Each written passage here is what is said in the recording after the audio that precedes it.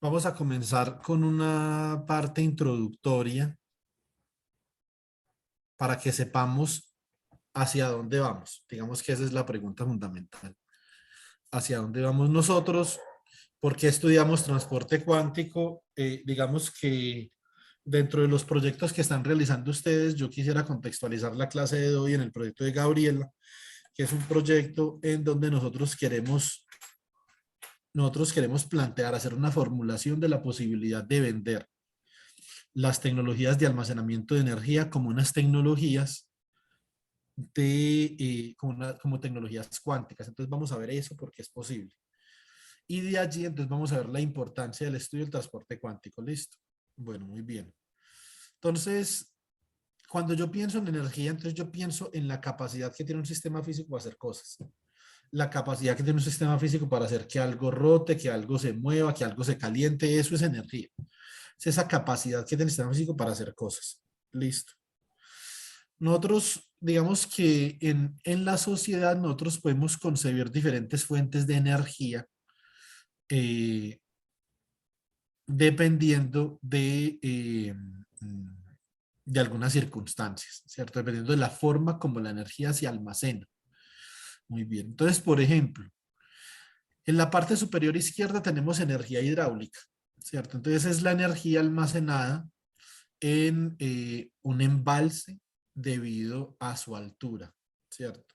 Es masa por gravedad por altura. Entonces la cantidad de agua que hay en el embalse por la altura a la cual se encuentra el embalse y esa energía se convierte posteriormente en energía cinética de rotación. Tenemos energía térmica, parte superior derecha, ¿cierto? Parte inferior derecha, tenemos energía eólica, que es la energía debido a la velocidad del viento. Velocidad y dirección del viento, ¿cierto? Que se convierte en energía cinética de rotación a través de ese molino que nosotros vemos ahí. Tenemos energía solar también. ¿Energía solar de qué tipo? Esto es importante. Esto es energía solar fotovoltaica. Hay también energía solar fotocatalítica, ¿sí o no? Entonces, son diferentes formas de almacenar la energía solar. ¿Qué cuánto vale la energía solar? Básicamente la energía solar vale H barra por omega, ¿cierto? Eso es energía solar en términos cuánticos. Tenemos en la parte inferior izquierda, tenemos otros recursos de energía que son interesantes porque es energía química, es energía almacenada en un enlace químico.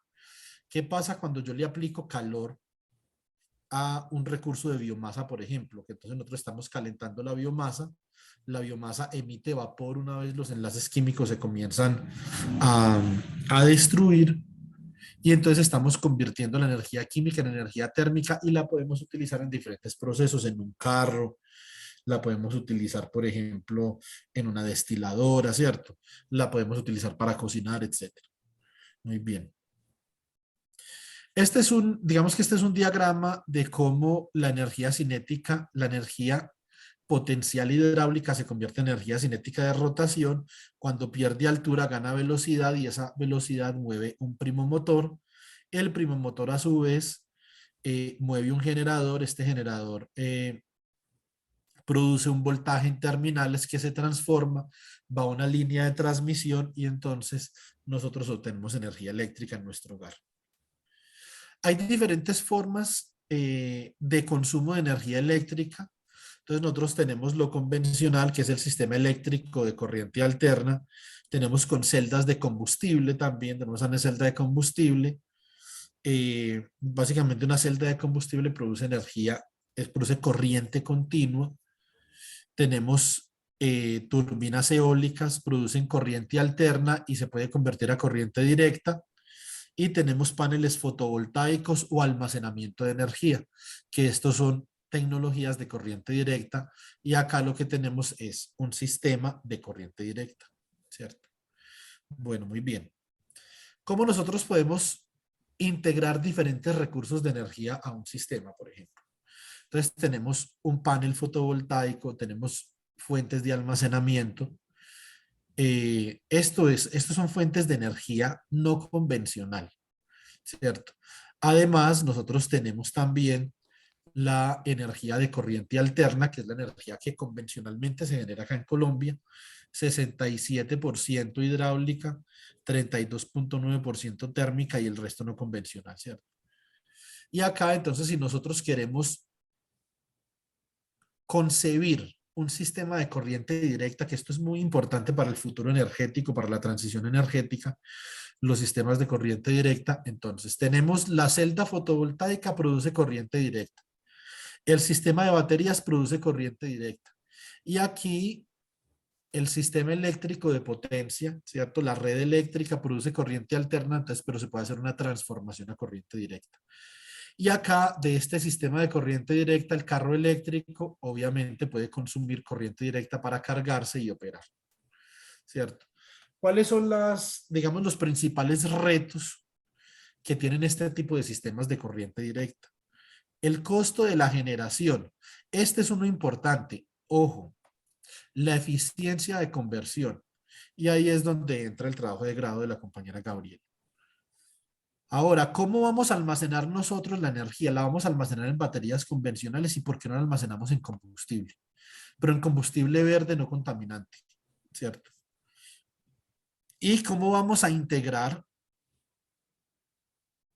cómo vamos a realizar el proceso de integración de fuentes no convencionales a la red eléctrica convencional?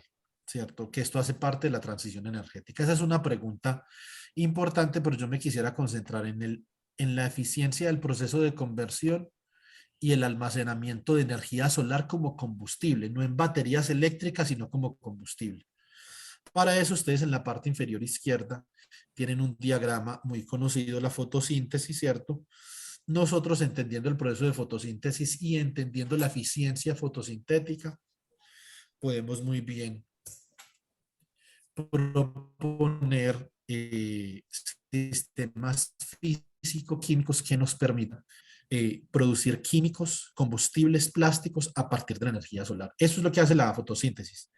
¿Cómo definiría yo la fotosíntesis? La fotosíntesis es un proceso mediante el cual se convierte la energía del fotón en carbohidratos, ¿sí o no? Cualquier cosa que sea un hidrato de carbono, puede ser plástico, puede ser químico, puede ser combustible, puede ser un carbohidrato monosacárido, un carbohidrato polisacárido, etcétera, ¿cierto? Retos importantes que nosotros como físicos y como ingenieros quisiéramos abordar, ¿cierto? Entonces, por ejemplo, los efectos físicos que están involucrados en dispositivos que para nosotros van a ser supremamente conocidos. ¿Qué procesos físicos, qué efectos físicos? Tenemos el efecto Peltier, tenemos el efecto Seebeck, el efecto Thomson, tenemos la ley de Fourier. Estos son efectos termoeléctricos, conversión de calor en electricidad útil, ¿cierto? Con esto podemos hacer nosotros refrigeración termoeléctrica. Tenemos que tener en cuenta la termodinámica. ¿Cuáles son las reglas que rigen estos procesos? Están regidos por la termodinámica. Algo interesante que nosotros vamos a descubrir en este curso es que cuando nosotros estamos explotando un recurso cuántico como la coherencia y el entrelazamiento, las leyes de la termodinámica que nos rigen, es decir, los principios rectores de la materia cambian cuando nosotros estamos explotando un recurso cuántico y posiblemente tengamos procesos de mayor eficiencia, ¿cierto? Esto es una pregunta abierta que Gabriela está trabajando juntamente con un poco de otras personas en el mundo, pues cierto. Entonces hay un mundo de personas que están interesados en este tema. Eh, ¿Cuál es el problema que nosotros tenemos desde la perspectiva macroscópica acá? El problema desde la perspectiva macroscópica es que tratemos de no apagar las cámaras, porfa, porque estemos como presencial. Estamos presencial. O por lo menos en un intento de presencialidad. Listo. Entonces,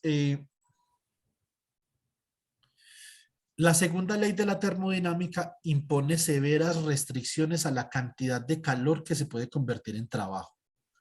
Si ustedes vieron un curso decente de termodinámica, ustedes más o menos podrán vislumbrar de lo que yo estoy hablando, ¿cierto?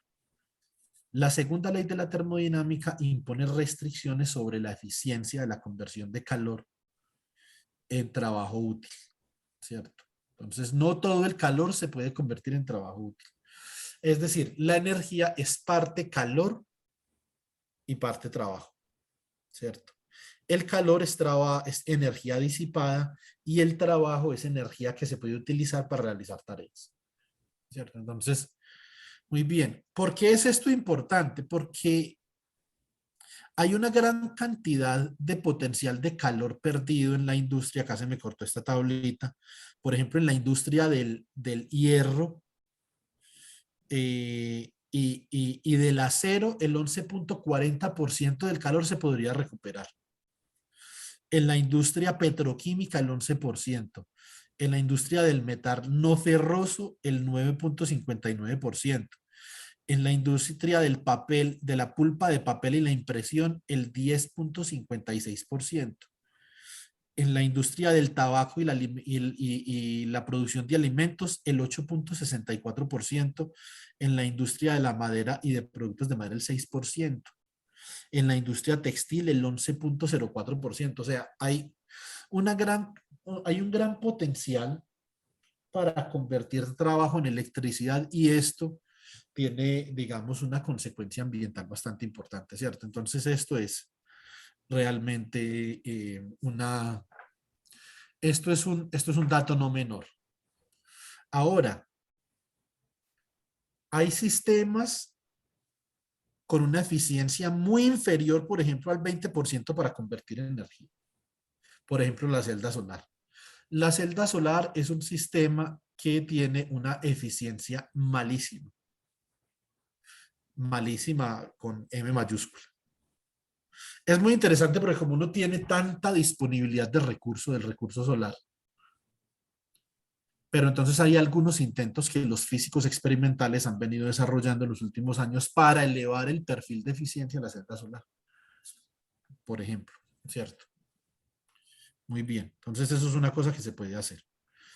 Siguiente, una de las, digamos, uno de los desarrollos experimentales más importantes que se ha logrado en el ámbito de celdas solares es la celda solar multicapa. Entonces son eh, películas delgadas, son una serie de películas delgadas diferentes que tienen diferente espectro de absorción solar y eso aumenta la eficiencia un poco. ¿Cuál es la eficiencia cuántica? La eficiencia cuántica teórica máxima de una celda solar es el 33%. Eso significa que solamente si yo, por ejemplo, aspiro obtener 330 vatios de potencia por metro cuadrado, es decir, densidad de potencia en una celda solar, necesito que a la celda solar le incida o tener 1 kilovatio de potencia solar, ¿sí o no? Por cada 1.000 unidades de potencia, yo voy a obtener 330. Eso, si ustedes lo ven de esta forma, hay 770 unidades de potencia solar que se están disipando. Si ya hablamos de 10,000 vatios, son 3,300 vatios útiles de potencia y 7,700 vatios que se están perdiendo, ¿cierto? Entonces, y obviamente, eso estamos hablando en el caso ideal, en el caso de que una celda solar tenga el 33% de la eficiencia cuántica. Eso no existe, chicos, todavía no. Hay celdas solares en desarrollo experimental, ¿cierto? Que tienen el 33%, que tienen el 27% de eficiencia, pero no hay una masificación de la producción de ese tipo de celda solar. Entonces, digamos que la celda solar no es una alternativa sostenible en términos de la potencia disipada, ¿sí o no? Porque ¿cuántos paneles solares creen ustedes que necesitarían, por ejemplo, para suministrar la demanda de toda una nación con ese perfil de eficiencia tan pobre que tiene la celda solar, teniendo en cuenta que no a toda hora hay sol y no en todos los lugares hay sol? Eso en Pamplona no se podría hacer, en Pamplona nunca hay sol. ¿Sí o no? Entonces, nosotros, por ejemplo, podemos ver acá Parque Solar Almería, España. España es uno de los países que más energía consume en celdas solares, ¿cierto? Esto es un parque en España, por ejemplo, para poder abastecer cierta cantidad. Esta vaina es gigantesca, chicos, pero gigantesca. ¿Sí o no? Ahora, les voy a hacer un contraplanteamiento. Ustedes saben cuánta minería y cuánta contaminación en la que se tiene que incurrir para producir celdas solares. La celda solar no es una tecnología sostenible desde su concepción hasta su implementación. Necesitamos una alternativa y la fotosíntesis puede ser una buena alternativa de un impacto ambiental deseado para la celda solar, para la energía solar, para almacenar la energía solar en forma de combustible. Y después ustedes dicen, bueno, ¿y qué hacemos después con el combustible solar? No podemos vivir de combustible solar. Venga, tengo un vasito de combustible solar. No, entonces lo que necesitamos también es desarrollar mejores celdas de combustible. Celdas de combustible que sean más sostenibles, ¿cierto? Desde el punto de vista del material, desde el punto de vista ambiental, desde el punto de vista operativo, ¿cierto? Y utilizar el combustible solar como una alternativa energética a la celda solar. Esto es una alternativa supremamente atractiva. Yo tengo una colega que trabaja en la Universidad de Lund, se llama Gianni Damas.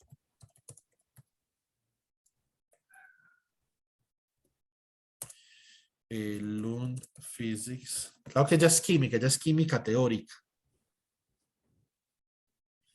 Eh, a ver, coloquémosle acá Google Scholar. Entonces, Gianni,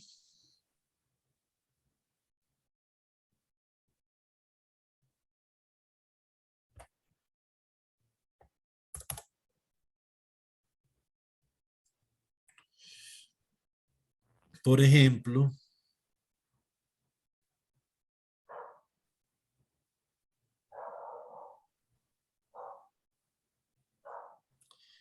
eh, a ver, acá hay algunas.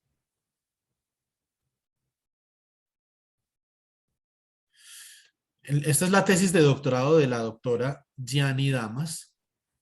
Ella estuvo con nosotros en la conferencia para la mujer en la ciencia, ¿cierto?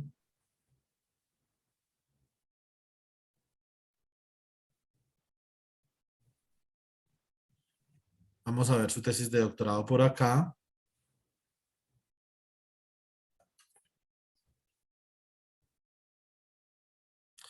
Dice modelamiento en la escala atómica en fotoelectrocatálisis hacia el desarrollo de materiales eficientes para la producción de combustible solar. Impresionante tesis de doctorado, chicos. De una química teórica que yo respeto mucho, porque le tocó superar, digamos, unos retos durante su doctorado bastante importantes, ¿cierto? Entonces, y escribió un muy buen trabajo de tesis de doctorado, ¿cierto? Modelamiento molecular de polímeros conjugados para la evolución del hidrógeno, etcétera. Entonces acá ustedes pueden encontrar algo de lo que yo les estoy mencionando. Muy bien, entonces ya tenemos una alternativa a las celdas solares, una alternativa atractiva a las celdas solares. ¿Cierto? Bueno, muy bien. Ahora, ¿qué pasa cuando nosotros entonces este curso es un curso de transporte cuántico? Entonces, obviamente, nosotros tenemos que bajar escalas, vamos a bajar a la escala de la termodinámica cuántica y vamos a mirar a ver qué sucede en la escala de la termodinámica cuántica, ¿cierto? Todavía no me he metido con herramientas matemáticas, apenas vamos llegando, apenas estamos, digamos que motivando el hecho de que debemos de estudiar transporte cuántico en el contexto de los sistemas energéticamente eficientes desde su conversión, almacenamiento, producción, utilización, etcétera. Listo. Bueno, muy bien. Entonces, intercambio de calor en la nanoescala, termodinámica cuántica, por ejemplo, el problema que está trabajando la compañera Gabriela, que es un problema de fotosíntesis, realmente se resume en el transporte cuántico de los excitones entre los cromóforos en el complejo fotosintético, ¿cierto? Entonces, ¿y de dónde vienen? Ayer yo les explicaba que necesitamos tener presente la palabra reservorio.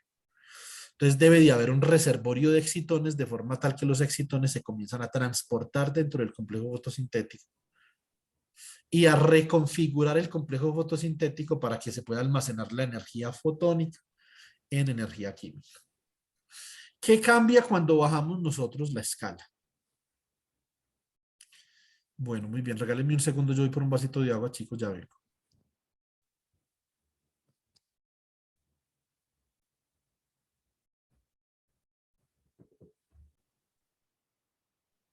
Espero que ustedes vuelvan también, los que están por ahí. Gracias, Mafecita, Rogercito. Oiga, Roger, no me diga, tío, que usted todavía piensa que está quedando calvo,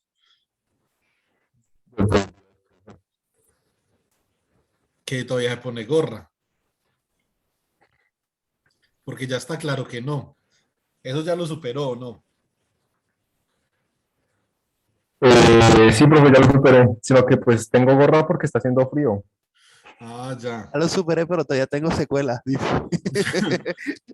Porque con ese pelero tan berraco que tiene. Ay, pucha. Igual yo, por ejemplo, en estos días que me miré al espejo, sí me vi tremenda entrada. Entonces, yo creo que voy a tener que comenzar a usar crema de plátano para esa vaina. ¿Y por qué crema de plátano? A mí me han dicho que crema de papa. Pues yo no sé, pero a mí me dijeron hoy que el plátano verde hervía para todo. Entonces voy a comenzar a colocarme una crema de plátano verde a ver si de pronto me crece un poquito más el pelo por acá. Si no, No sé, creo que voy a tiene la terminar cámara, quedando como el ministro de Defensa. ¿Cómo? tiene la cámara apagada, creo, pero sí, ya me imagino en dónde. No, por acá se ven las entradas. Parecen las entradas a la iglesia de San Pedro. Sí, Yo eso sí creo es que era el verdad. azúcar la que no lo dejaba ver las entradas esas, porque desde Oiga, que yo lo conozco. uy, uy, ¿cómo así? Ese sí está repasado, hombre. Uy, Muy pasado, parce. No, no, no, pero Omar es un pasado de primera. Pero pues, ¿qué le vamos a hacer, hermano? Los años no llegan solos. el estado sólido. Más o menos, sí. Porque es que además yo tengo herencia. O sea, mi papá con severas entradas. Sí o no, mi papá es la catedral de Sogamoso, pues, ¿cierto? Entonces, y mi mamá también. Entonces, ahí no hay nada que hacer.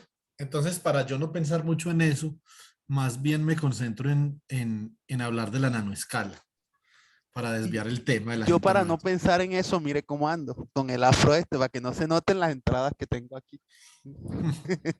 Pues, pucha, igual se le notan, pero Gracias, profe, muchas gracias. Ah, eres entonces, muy pero yo amigable. esperaría que si el semestre de verdad es presencial, Omar, con todo el cariño que le profeso, que llegue motiladito a Pamplona. Ahí sí, mejor dicho, eso seguro, pero cuestión de cada cual. Yo voy a seguir dándome crecer la colita, a ver cómo me va. Muy bien, entonces, ya que pasó el descanso, continuamos.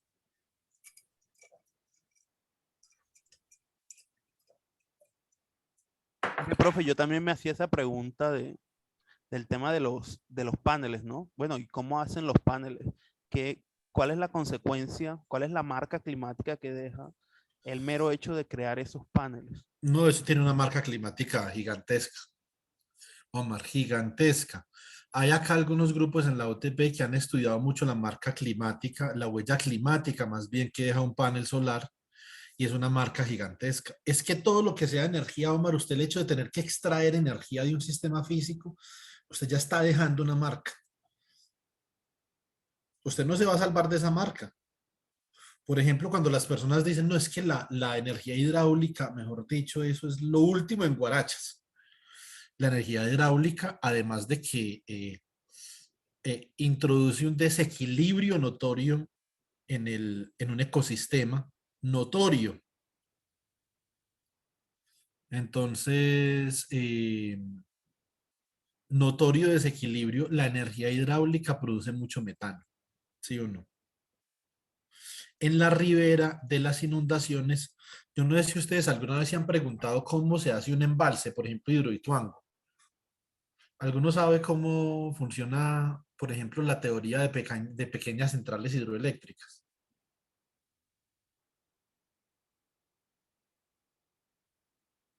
Yo en su momento vi algo sobre eso, profe, pero no me acuerdo. Subile el volumen, Omar, que no te escucho, por favor, gracias. En su momento, profe, yo vi algo sobre eso, sobre el tema de los embalses y de cómo se formaba una especie de red entre entre las hidroeléctricas,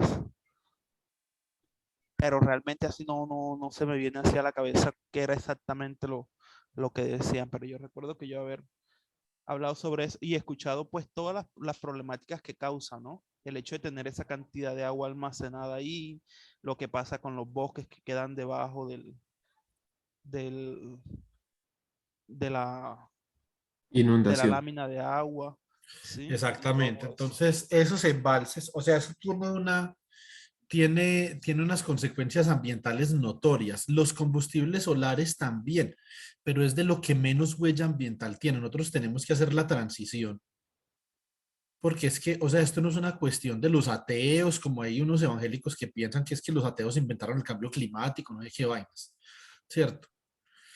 El cambio climático es una realidad y yo creo que los grupos de investigación en general, independientemente del área, inclusive los que trabajan en física de partículas, todos los grupos de investigación deberían de tener por lo menos una pequeña vocación orientada a estudiar problemas de cambio climático.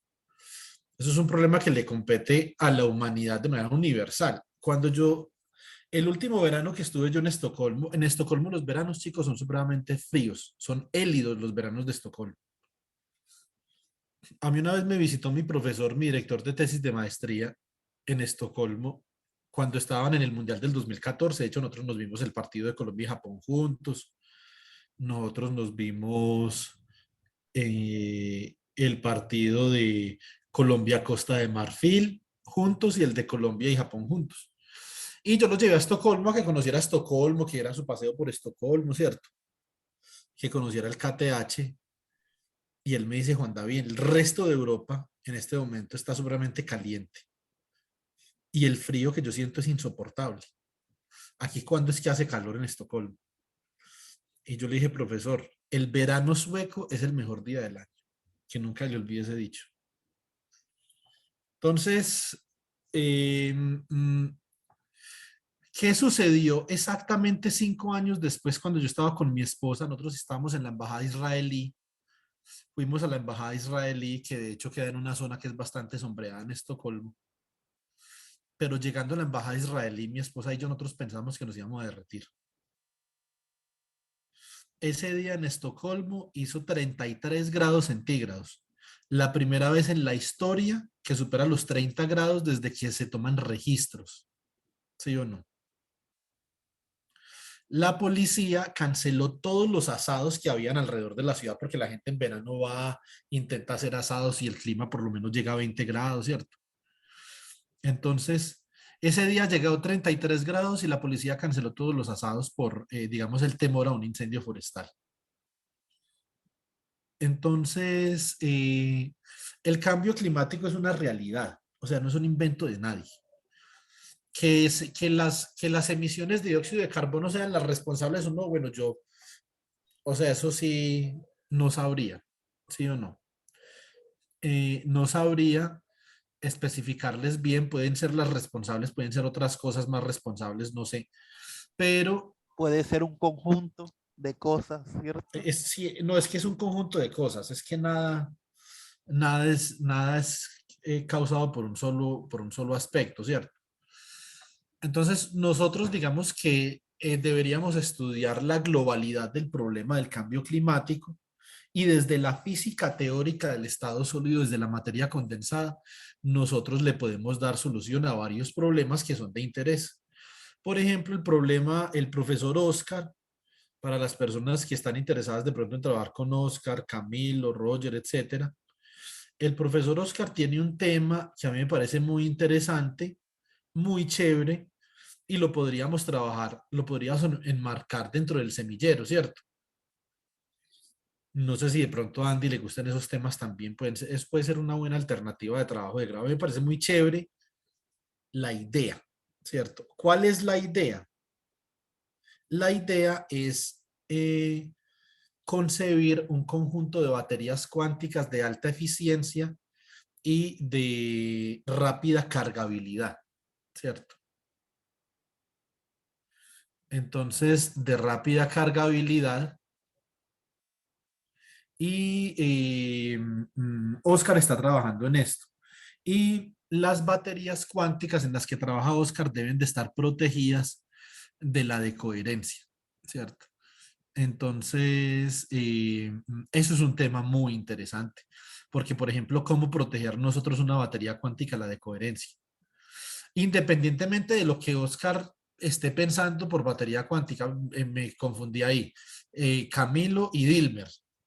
Camilo y Dilmer, creo que son los que estaban interesados en trabajar con Oscar. Camilo y Dilmer, entonces ustedes, por ejemplo, pueden explorar temas de baterías cuánticas. Eso es un tema que tiene una relevancia ambiental importante, ¿sí o no?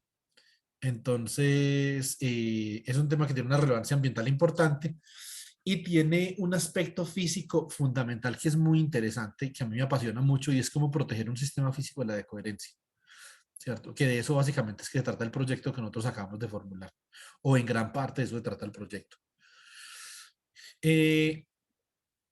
Gaby está estudiando algunos aspectos que están relacionados con la decoherencia.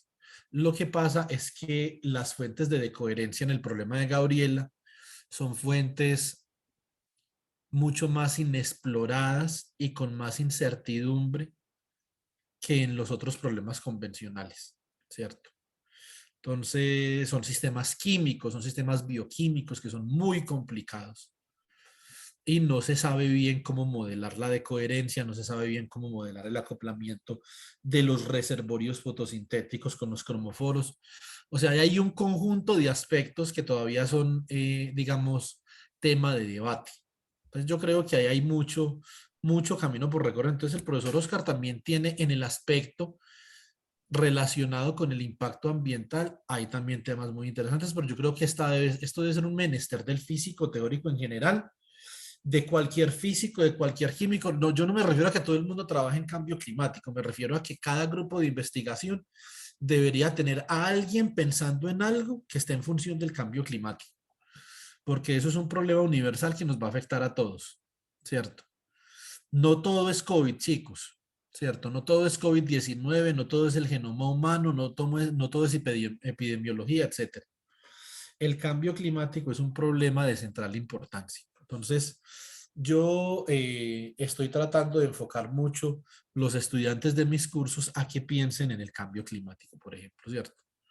Bueno, muy bien. Para nosotros poder concebir nuevos sistemas físicos de almacenamiento, tenemos que identificar primero que la estructura del átomo es una estructura discreta en energía y que dependiendo del tipo de excitación, de las diferentes excitaciones que se pueden dar entre los diferentes niveles del átomo, como ustedes pueden ver acá en la parte superior derecha, cuando haya una relajación del electrón de alguno de los niveles, ¿cierto? Al nivel del que originalmente fue excitado, se va a emitir un fotón de cierto color. La luz, vamos a comenzar, si vamos a hablar de la fotosíntesis, hablemos primero de la luz. La luz es una característica fundamental de la estructura del átomo. Entonces, qué color de luz puede absorber un átomo o una molécula? Pues el color que sea permitido por la estructura del átomo. Cualquier átomo no puede absorber luz de cualquier color. Entonces, por ejemplo, les voy a colocar un ejemplo. Si nosotros hacemos una excitación desde n igual a 1, ¿cierto? Si mi nivel inicial perdón, si mi nivel final es n igual a 1, yo estoy haciendo una relajación. Esto es una relajación, por ejemplo, desde el nivel 7 que está en amarillo hasta el nivel 1. Ustedes pueden ver que el color de esta transición es ultravioleta. Esto se llama la transición de Lyman. Si yo hago la misma transición desde el nivel n igual a 7 hasta el nivel n igual a 2, es verde, se llama la transición de Balmer. Si la hago desde n igual a 7 hasta n igual a 3, es azul, es el infrarrojo, se llama la transición de Paschen. Si la hago del 7 al 4, se llama la transición de Brackett y está más allá del infrarrojo, ¿cierto? Lo mismo que la transición de Pfund, que sería del 7, por ejemplo, al 5, que es un azul oscuro, oscuro, oscuro, ¿cierto? Entonces, el color es una consecuencia de la estructura de la materia. ¿Eso está claro? Sí, profe. Sí, Juan, claro. Correcto. Entonces, la percepción del color es una consecuencia de la estructura de la materia. Bueno, muy bien. Entonces, cuando ya tenemos moléculas, las moléculas tienen estructuras más complejas. No solamente tienen la estructura electrónica de niveles, sino que también tienen estructura vibracional de niveles y también estructura rotacional de niveles. Entonces, la estructura electrónica de una molécula, esto ya es física molecular y digamos que esto se nos sale del aspecto que nosotros queremos abordar en este curso. Yo les voy a dar una pequeña introducción a estructura molecular con teoría perturbativa la semana entrante, pero va a ser algo muy introductorio, muy por encima. Nosotros no nos podemos poner a estudiar estructura molecular porque acá no salimos nunca, ¿sí o no? La estructura molecular, solo la estructura molecular es un curso.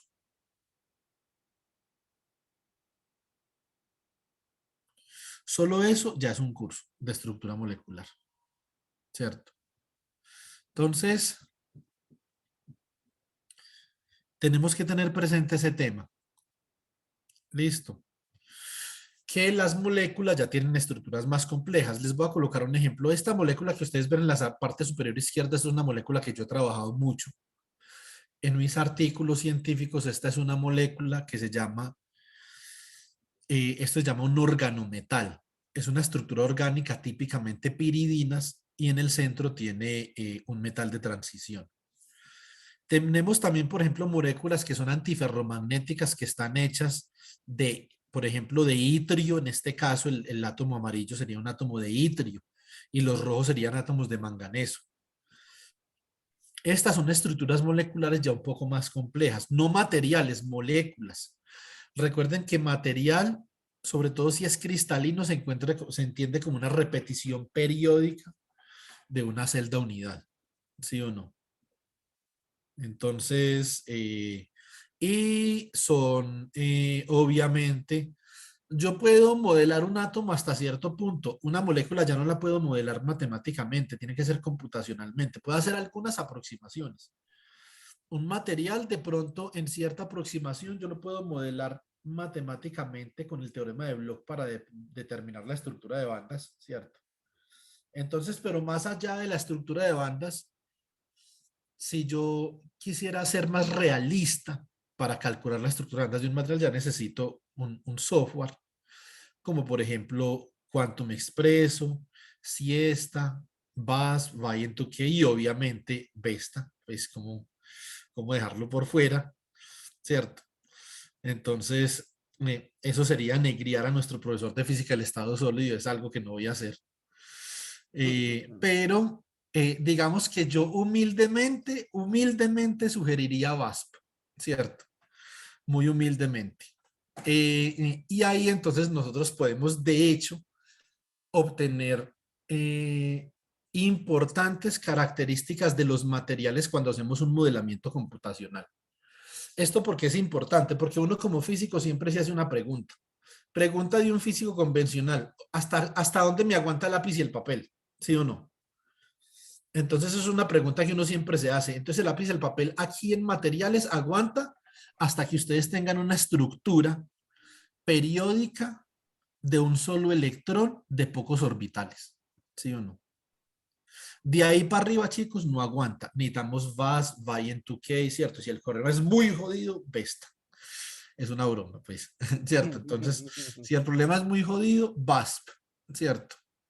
Para problemas relativamente sencillos, yo la verdad, chicos, es que Vesta no lo conozco. Yo creo que me va, si alguno de ustedes me puede mandar el link al WhatsApp para yo mirar a ver qué es lo que es esa vaina, ¿cierto? No, por favor. Porque pues claramente yo nunca lo he escuchado, ni las personas que han trabajado conmigo tampoco, entonces no tengo como muchas referencias. Entonces, porque de pronto puede ser algo que desarrolló el profesor Heriberto, esa es otra, ¿sí o no? Entonces, eso sería algo, eso sería algo improbable, pero pues podría ser, y por eso es que no lo conocemos. Ahora, para moléculas, ¿cómo calculamos nosotros las moléculas computacionalmente? ¿Con qué trabajamos, Juan Diego? ¿Con qué software trabajamos nosotros moléculas? Uy, no, profe, ahí sí me deja Digo, pero usted los buscó, de Juan. todos los que... Sí, pero Exactamente, no no me los buscaste acuerdo. vos, pues. Sí, no me ¿No? acuerdo de Son todos, y eran todos. como 6, 5. No, no, Ah, no. es el resto. ¿Usted cuál cree, Pedro? Gaussian, puede ser. Gaussian. Gaussian y Jaguar. Lo que pasa es que Jaguar es un software que se utiliza más desde el ámbito termodinámico. Muy importante que es Jaguar, muy importante. Uno sin Jaguar nada de esto lo puede hacer. Nada que tenga la palabra energía y termodinámica al mismo tiempo lo puede hacer sin Jaguar. Porque implementa unos métodos de cinética química que son supremamente importantes para uno poder llegar a una respuesta satisfactoria, digamos, en este aspecto, ¿cierto? Entonces, bueno, listo, muy bien. ¿Con qué hacemos nosotros termodinámica cuántica? Entonces, ustedes me pueden decir, pues nosotros hacemos termodinámica cuántica si decimos que estamos pensando en la nanoescala. Entonces, hacemos termodinámica cuántica con átomos y con moléculas. Pues eso es una posibilidad, ¿cierto? Pero la parte termodinámica cuántica no solamente hace referencia a la nanoescala, también hace referencia al ultrafrío, ¿sí o no? Eso es otra cosa que hay que tener en cuenta. La mecánica cuántica, y escuchen muy bien, por ejemplo, si yo les pregunto en un quiz, curso de mecánica cuántica, si lo doy yo, 3 parciales y 3 quizzes en clase a cuaderno cerrado, con maletín volteado y con celular en el piso, ¿sí o no? Entonces, acá les voy a dar la respuesta a una potencial pregunta de un quiz. La mecánica cuántica, ¿cuál es el dominio energético de la mecánica cuántica? Entonces, por ahí, por ejemplo, una vez escuché a un profesor de la Universidad de Pamplona en un seminario, entonces, que fue profesor de mecánica cuántica, decir que la mecánica cuántica simplemente trabaja las cosas pequeñas, ¿cierto? Que las cosas grandes la trabaja la mecánica clásica, además de eso ser una simplificación supremamente absurda.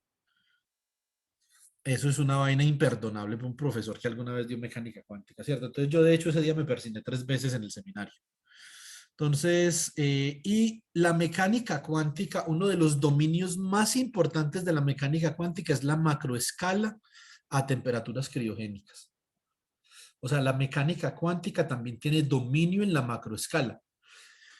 Y ustedes preguntarán, bueno, Juan David, ¿y la mecánica cuántica tiene dominio en la nanoescala cuando la temperatura se eleva? Lo que pasa es que ustedes en la nanoescala no puede existir a altas temperaturas. ¿Y qué es alto y qué es bajo? Entonces, por favor, defíname qué es alto y es bajo. Por ejemplo, en un parcial de mecánica cuántica o en un quiz, si ustedes utilizan la palabra alto o bajo, grande, pequeño, la tienen que definir. ¿Cómo se define grande o pequeño en mecánica cuántica, Roger?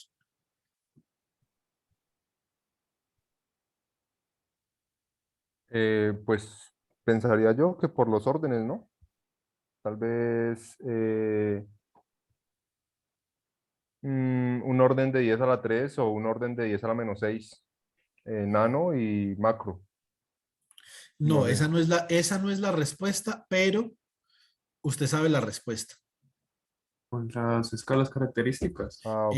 Exactamente. Muy bien, Pedro. Por las escalas características, y eso es un argumento que usted ha esgrimido continuamente en diferentes oportunidades, Roger. ¿Sí o no? el de las escalas características, y usted ese tema lo conoce muy bien. Entonces, de hecho, sí.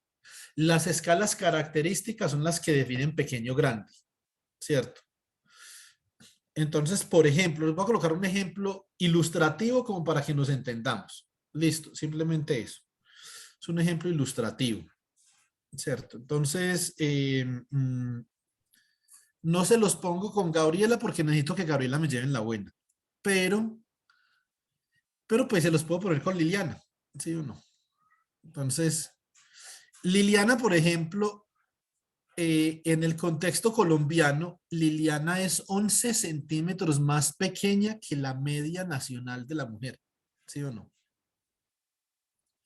Entonces, ¿eso qué significa?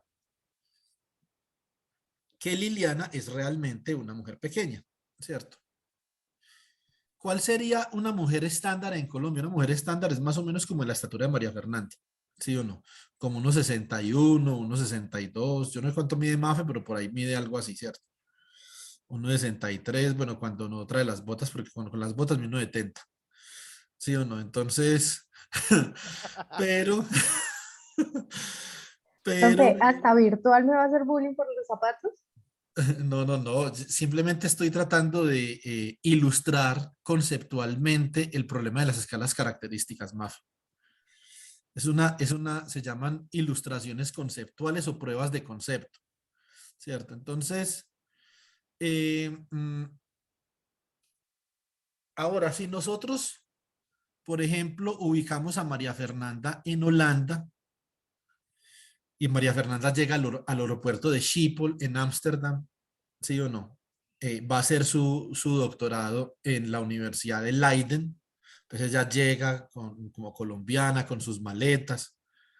Y acá como colombiana ya llega al aeropuerto del Dorado y pues la gente no la va a mirar porque es una persona estándar. Llega a Holanda, yo estoy casi seguro que todo el mundo inmediatamente va a notar, digamos, la estatura de María Fernanda en un país donde la mujer promedio mide más o menos un 81, ¿cierto?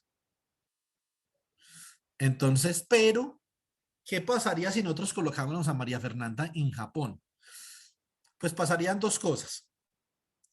Primero que todo, No le notan. no se nota la diferencia, esa es una, ¿cierto?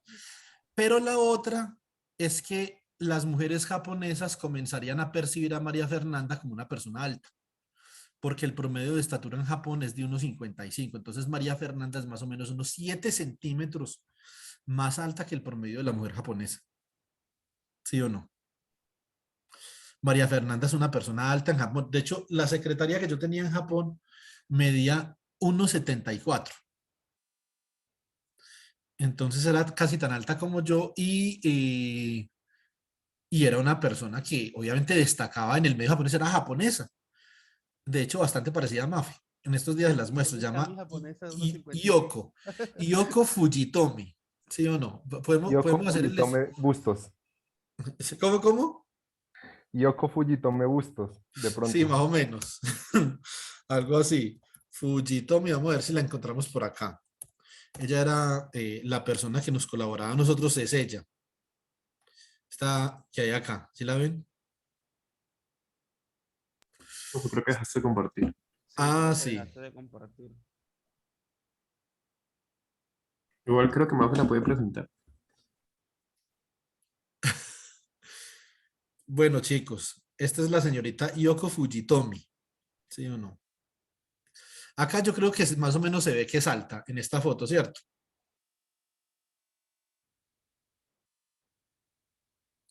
O en esta otra foto también, con este profesor. Este es un profesor Shintake del instituto donde nosotros trabajábamos y observen la estatura de las dos japonesas al lado de la estatura de Yoko. ¿Sí se dan cuenta? Y eso que esta japonesa del lado izquierdo es alta. Ella es como de 1,60 y eso es alto en Japón. Entonces, realmente, cuando yo hablo de grande o pequeño, no tiene sentido yo hablar de grande o pequeño. ¿Cierto? En absoluto.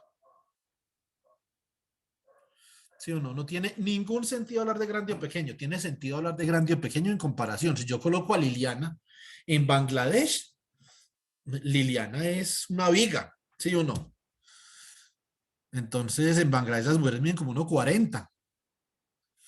Y entonces van a decir, uy, pero esta señorita tan grande, ¿de dónde salió? ¿Cierto? Entonces, pero si nosotros colocamos a Liliana, por ejemplo, en Suecia, ahí mismo llega una persona y venga, ¿dónde dejó su papá? Está perdida. Entonces, digamos que el contexto cambia muy rápido y en Colombia simplemente es una mujer bajita, pero no la van a percibir tan bajita como si estuviera en Suecia. Es que donde estuviera en Suecia, eh, obviamente habría como un contraste importante. La estatura promedio de la mujer sueca es como de 1,74. Yo tuve una compañera en mecánica cuántica que medía 1,97. Entonces era, mejor dicho, un pedazo de viga, pues, ¿cierto? Parecía un poste de luz. O sea, uno la para por ahí en la calle con una gorra que tenga arriba un bombillito, haga de cuenta un poste de luz. Sí, uno ahí la pueden dejar toda la noche para que alumbre. Entonces, depende, esto chico, depende. Cuando uno habla de grande o pequeño, estamos hablando, oiga, dígame, si yo a usted le digo que algo es grande, usted inmediatamente dígame escala característica, por favor, dígame la escala característica. Yo le digo 5 milielectron volts. Uy, una vaina súper pequeña. Y usted dice, espere un momento, porque la escala característica de este sistema físico, como estamos a 0,1 Kelvin, la escala característica de este sistema físico es muy inferior a, a, a 1 milielectron volt. O sea que 5 milielectron volt es realmente una energía grande. ¿Cierto? Entonces uno dice, uy, ¿cuánto? Roger, ¿usted acuerda cuánto es un electron volt? No, profe, en este momento no. O sea, la equivalencia a cualquier otra escala. En Cualquier... joules, en joules, en joules, ¿te acordás? No, profe, no. No me ¿Quién acuerdo se, en este momento. ¿Quién se acuerda cuánto es un electron volt en joules? Juan Diego, usted se debe acordar.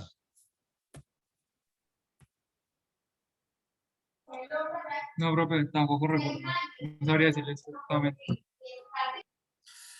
Es 1,6 por 10 a la menos 19 joules. ¿Sí o no?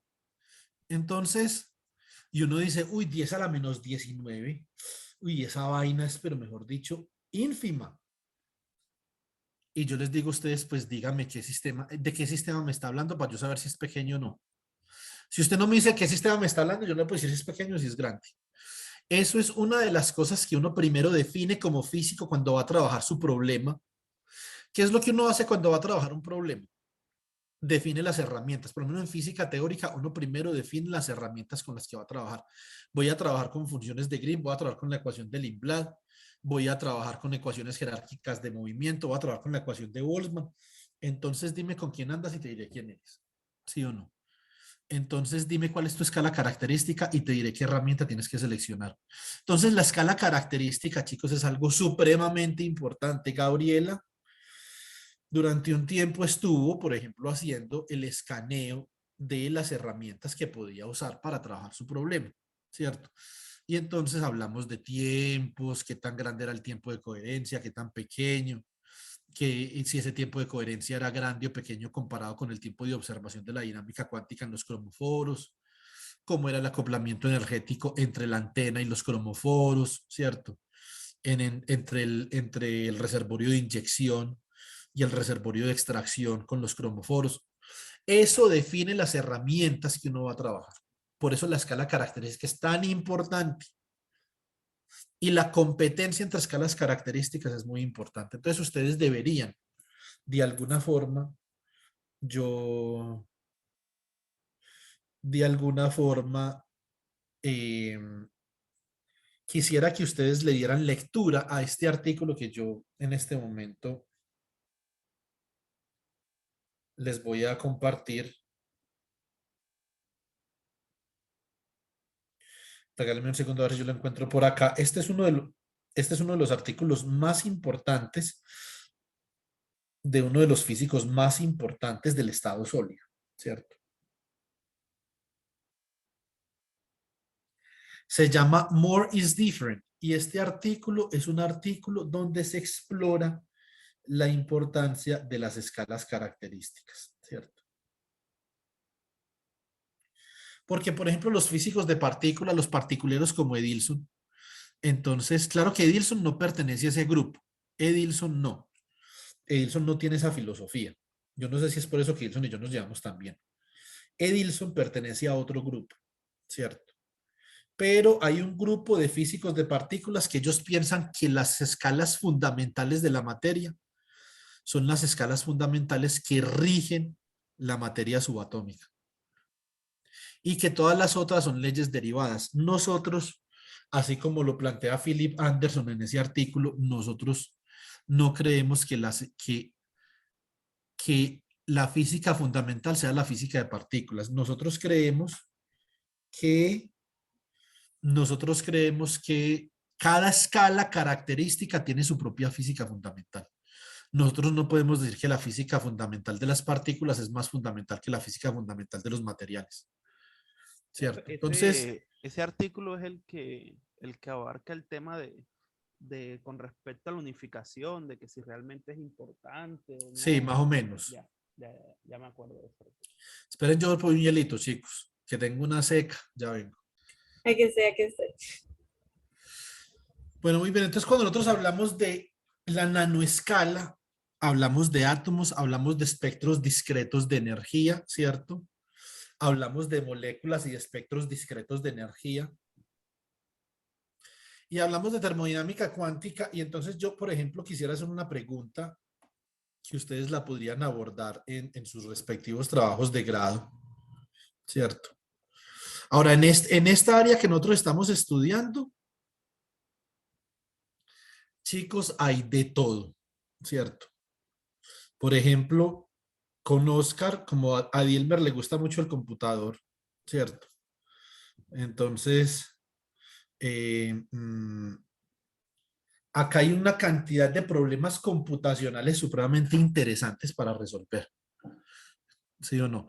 Problemas nuevos, novedosos, originales, muy interesantes. ¿Cierto? Entonces, y hay un conjunto de cosas que uno puede explorar desde esa perspectiva, desde la perspectiva del energética. O sea, este es un campo, además de importante, es un campo fascinante para nosotros los físicos. Y ahora que está de moda, entonces por fin nosotros los físicos podemos estar de moda. Nunca hemos estado de moda ni con el bosón de Higgs, ni con la relatividad, ni con nada. A todo el mundo eso le vale huevo. Por fin podemos contribuir en algo. Claro, ven una vaina levitando, profe, y eso inmediatamente. Sí. ¿Ah? Volver al futuro, ¿dónde está mi patineta levitadora, por favor? No, ven una vaina levitando, inmediatamente sacan las cartas y el tarot. ¿Cierto? Entonces, por fin los físicos le pueden hablar al mundo en términos de algo que a alguien le interese.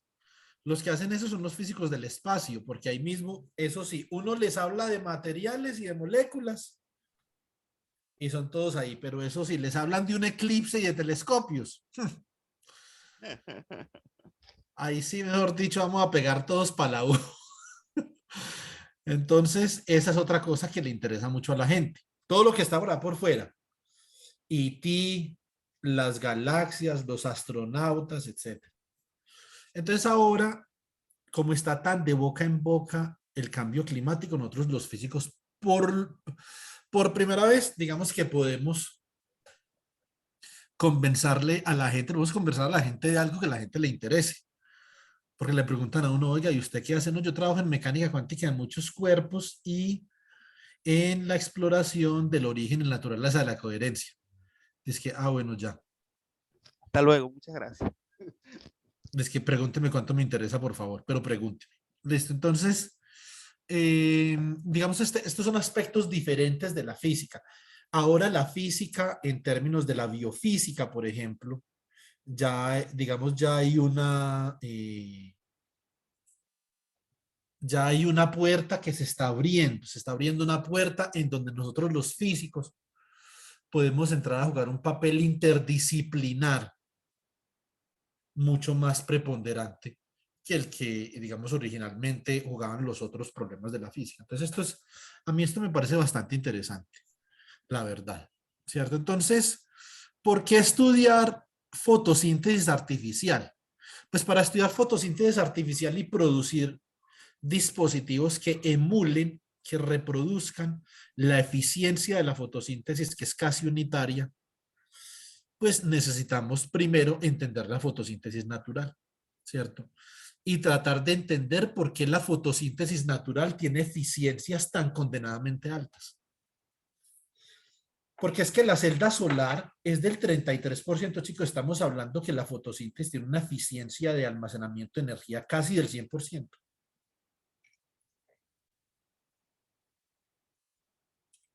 Entonces, la fotosíntesis es una de las maquinarias de la naturaleza y de Dios, nuestro Señor, más poderosas, ¿cierto? Que conoce el ser humano.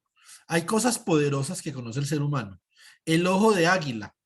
El ojo de águila se considera como el mejor sensor, el sensor de mayor resolución que conoce el ser humano. El ojo de águila. ¿Sí o no?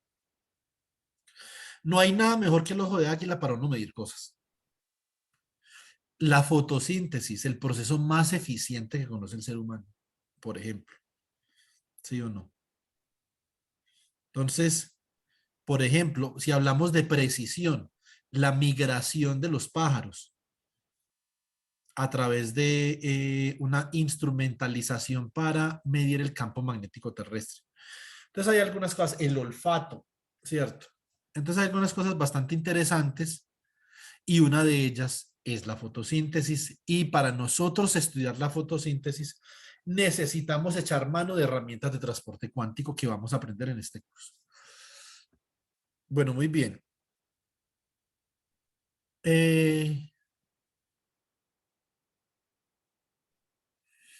La fotosíntesis es agua, dióxido de carbono y luz solar convertida en carbohidratos. Eso es fotosíntesis.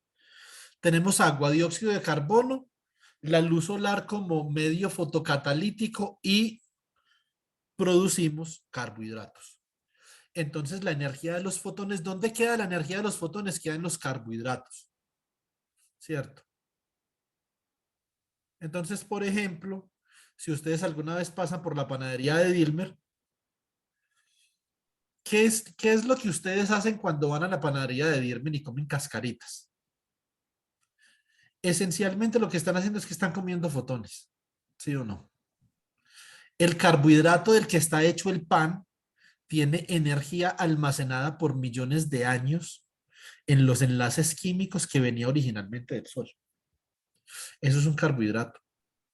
Y eso es lo que nosotros queremos producir mediante el proceso de fotosíntesis artificial para reemplazar los combustibles fósiles y proyectarnos hacia una transición energética. ¿Qué carbohidratos? Puede ser glucosa, sacarosa, biomasa, celulosa, etcétera, ¿cierto? Y la energía solar queda almacenada en los carbohidratos. Esta energía es aproximadamente de 2830 kilojoules por mol. Es una energía que es usada en el proceso de respiración de la planta. La reacción química de la que estamos hablando es que estamos hablando de 6 moles de dióxido de carbono gaseoso, 6 moles de agua líquida, más energía solar, y como producto tenemos, ¿qué? Como producto tenemos un tipo de azúcar más oxígeno, que es lo que las plantas producen para que nosotros respiremos. ¿Cierto? Pregunta, profe. Dime. Eso implicaría o sea, si eso lo logramos, se logra llevar a cabo, implicaría una revolución en cuanto al Una tipo revolución de que hablamos más duro para que no te escucho. en cuanto al tipo de máquinas que se están haciendo para que puedan, como quien dice, utilizar esos carbohidratos que nosotros creamos, que están llenos de energía solar, para poder usarlos como energía. Porque hasta el momento nosotros O sea, no tenemos máquinas Sí, que claro, sí hay. Hay, pero digamos todavía están en desarrollo experimental, Omar. Pero está, por ejemplo, lo que es la celda de combustible. ¿Sí o no? tenemos la celda de combustible. Entonces esa es una. Lo que pasa es que hay que mirar el qué combustible. Combustible solar, la celda de combustible puede producir con combustible solar, puede producir energía eléctrica o biogás. ¿Sí o no? Entonces, digamos, Omar, es una cuestión de saber cuál, primero que todo, de qué combustible estamos hablando para poder optimizar la celda de combustible. ¿Cierto? Entonces, esa es una pregunta. Y la segunda pregunta es, obviamente, saber si nosotros lo que queremos es producir qué con la celda de combustible, electricidad, o sea, qué queremos hacer con el combustible solar, o lo queremos transformar en biogás, o qué queremos hacer, ¿cierto? También podemos hablar de hidrógeno verde, pero eso es una discusión para otro momento. O sea, podemos hablar de una cantidad de cosas. Temas para trabajar en este aspecto, chicos, es lo único que hay. Yo, digamos, en la Universidad de Pamplona nunca les había hablado mucho de la parte energética.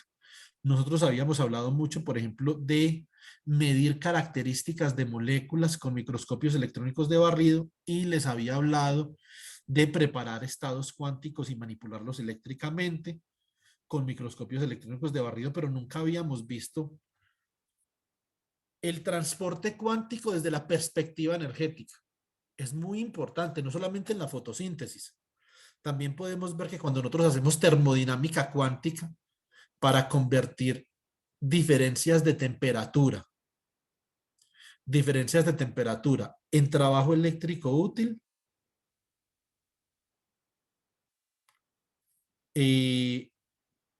nosotros estamos estudiando un problema de transporte, ¿sí o no? Entonces también la parte termoeléctrica, Peltier, Seebeck, Thomson, Fourier también es transporte, ¿sí o no?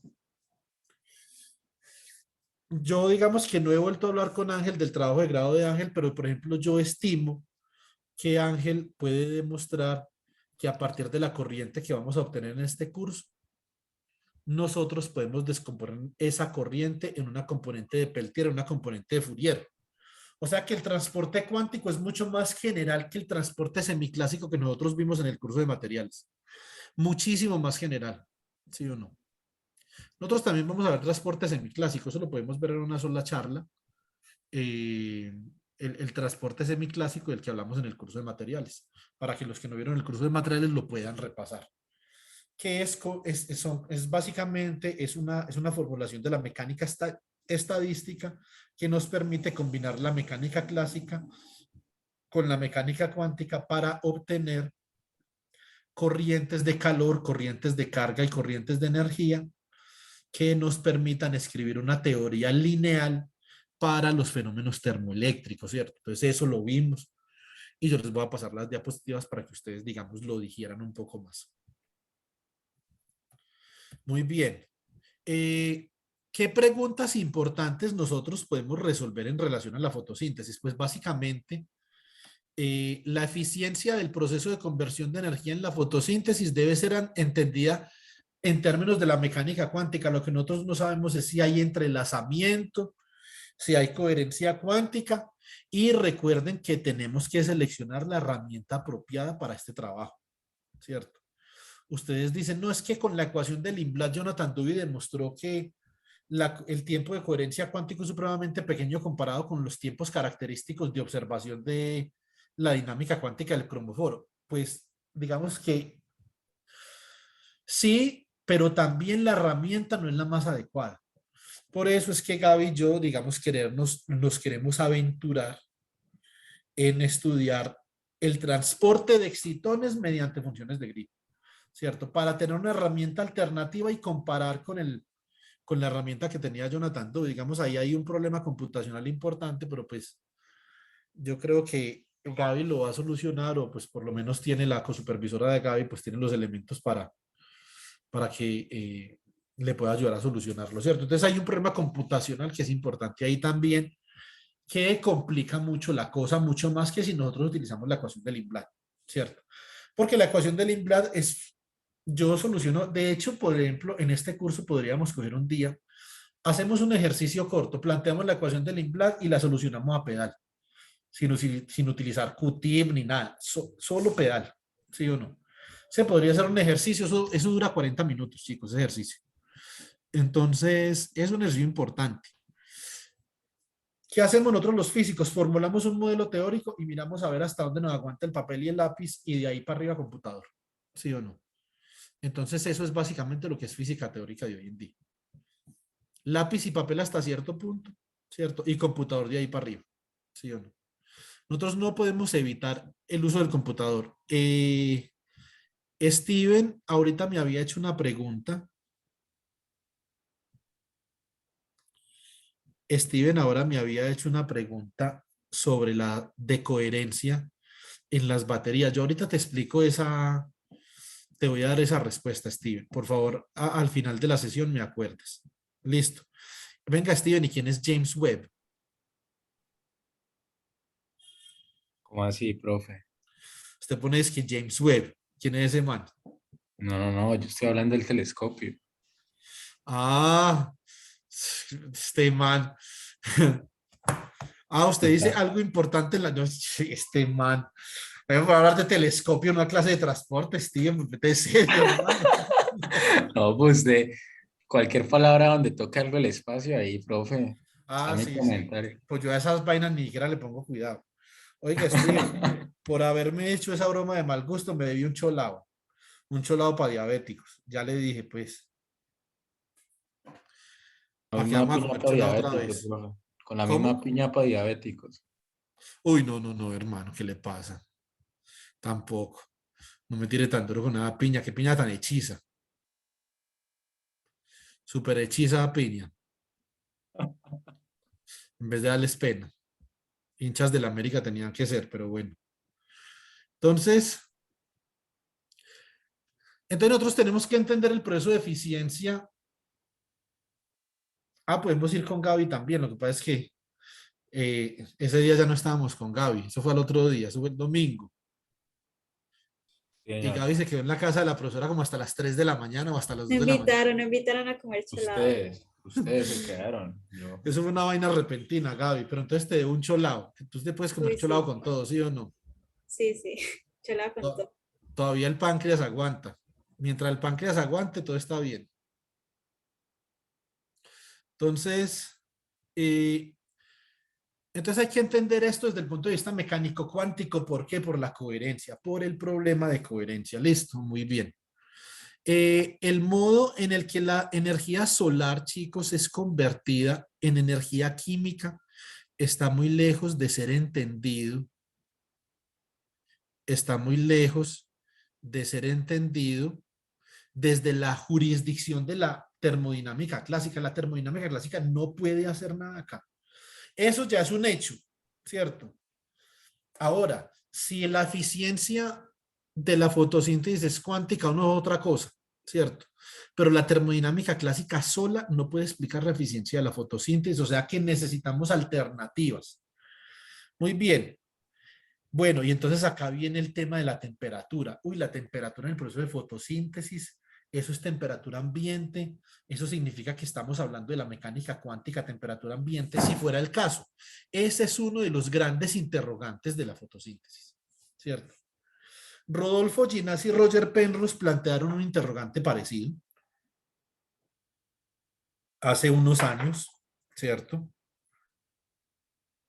Plantearon un interrogante parecido y planteaban que había algo parecido a un proceso de Bose-Einstein en los procesos cognitivos y de pensamiento del ser humano, ¿cierto? En un paper de Roger Penrose que se llamaba Consciousness, conciencia, donde Roger Penrose estudiaba la conciencia desde un punto de vista teórico, de física teórica, cómo se puede ver la conciencia desde un punto de física teórica. La física teórica, chicos, puede con todo. Es un libro de neurofísica y ahí hay de todo, ¿cierto?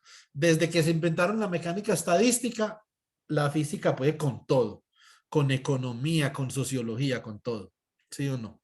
Entonces, la mecánica estadística realmente es la teoría universal de la física. Nada más universal que la mecánica estadística. Lo que pasa es que la mecánica estadística no puede explicar todo, obviamente. Y no todos los modelos de mecánica estadística, como vamos a ver en este curso, son exactamente resolubles. Esa es la otra. Entonces, la temperatura, hay que tener cuidado con el concepto de temperatura en el problema de la fotosíntesis. Ahora, las leyes de conservación aplican. Entonces ustedes me dicen, venga, y la planta solamente produce glucosa, no produce muchos tipos de azúcares, si no pregúntenle a Celia Cruz, ¿sí o no? No se puede, profe. Ahí les comparto a Celia Cruz en el grupo. Es Toca más, con la Ouija, profe. podemos colocar a Celia Cruz como la imagen del grupo. Hombre, yo porque no había pensado en eso.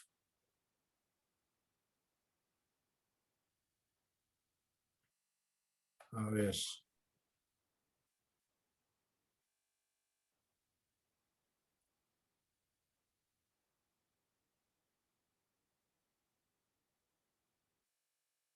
Muy bien, entonces ese tipo de azúcar al que se refiere Celia Cruz es otro tipo de azúcar, ¿cierto?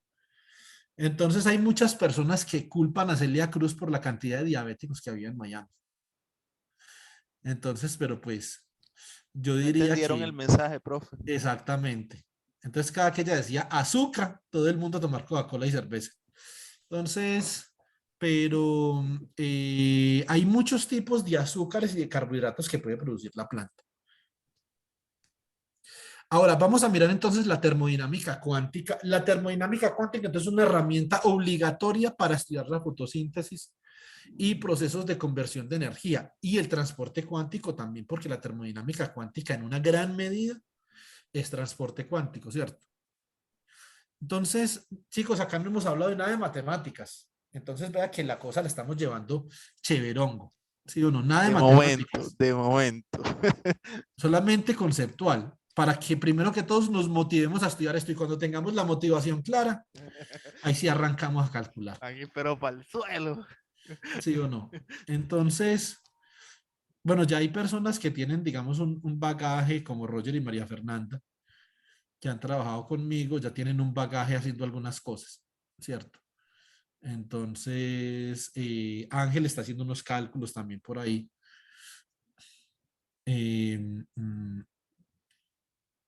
Pero pues los cálculos no son tan fáciles, ¿cierto? La última vez que Roger, María Fernanda, Andrés y yo y Ángel nos reunimos a hacer un cálculo, digamos, apenas avanzamos como 2 líneas.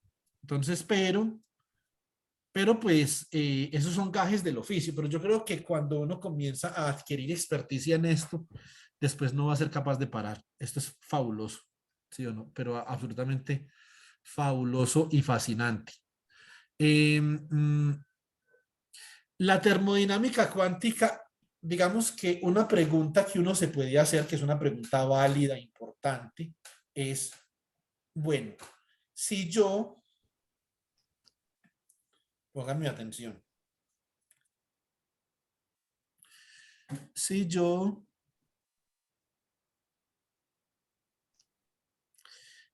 por ejemplo, quisiera diferenciar la termodinámica cuántica de la termodinámica clásica, ¿cómo podría ser? ¿Cierto? Entonces, ¿qué podría plantear yo para diferenciar las dos termodinámicas? Listo, entonces acá es ya cuando nosotros vamos a comenzar a hablar, digamos, seriamente de la termodinámica. La primera ley de la termodinámica, ¿qué dice? La primera ley de la termodinámica, yo tenía por aquí un cuadernito abierto más antes.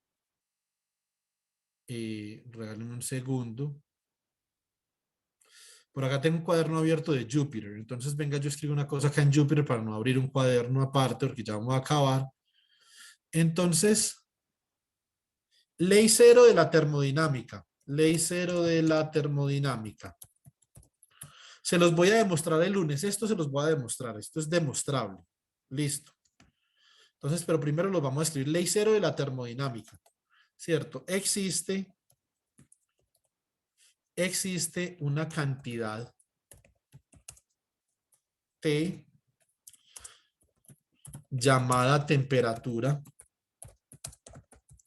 termodinámica tal que dos funciones multivariables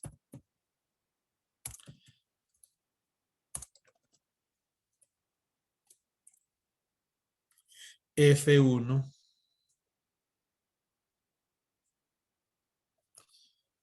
Entonces esto sería, por ejemplo, F1 de un conjunto de variables de estado. Por ejemplo, F1 de X1, coma X2, ¿cierto? Coma, puntos suspensivos. Esto es lo primero que uno ve en termodinámica. Entonces los que vieron termodinámica ya pues deben de saber esto bien, ¿cierto? Y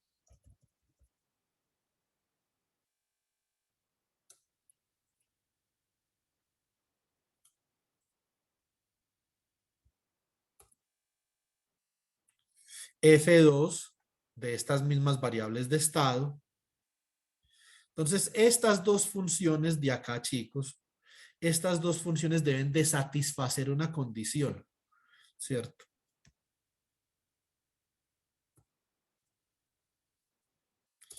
Estas dos funciones deben de ser iguales o serán iguales después de cierto tiempo, ¿cierto? Entonces, F1, o copiemos acá, F1 va a ser igual a F2, ¿cierto? Y esto es igual a T. Eso significa que esas dos funciones de variables de estado son la temperatura. Y cuando la temperatura es igual entre dos cuerpos, esto se llama el principio de equilibrio térmico. Listo. Principio de equilibrio térmico. El lunes vemos termodinámica. El lunes vemos termodinámica y vamos a ver las consecuencias de algunas de las leyes. Esto se llama la ley cero de la termodinámica. Ahora, la primera ley de la termodinámica, entonces, primera ley de la termodinámica.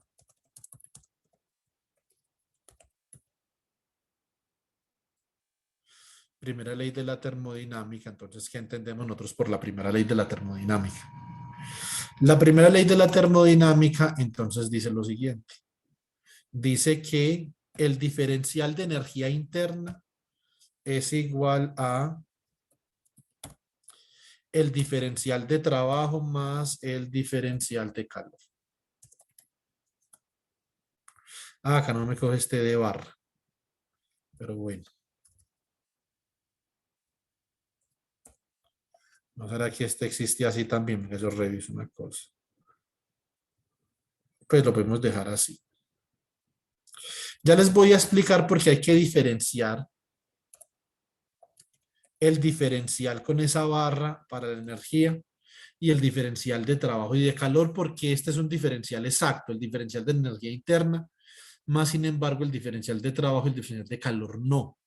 Esta es la primera ley de la termodinámica y esto tiene ciertas implicaciones que son importantes de considerar. Si nosotros vamos a hablar obviamente de termodinámica cuántica, ¿cierto? Muy bien, después vamos a mirar entonces, el lunes miramos, digamos, unos aspectos más profundos de la segunda ley de la termodinámica que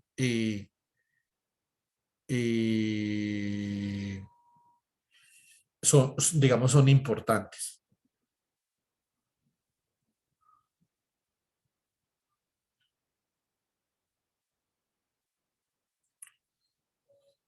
Listo.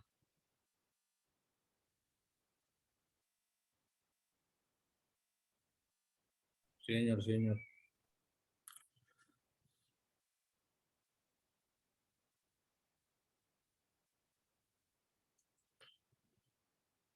Un segundo.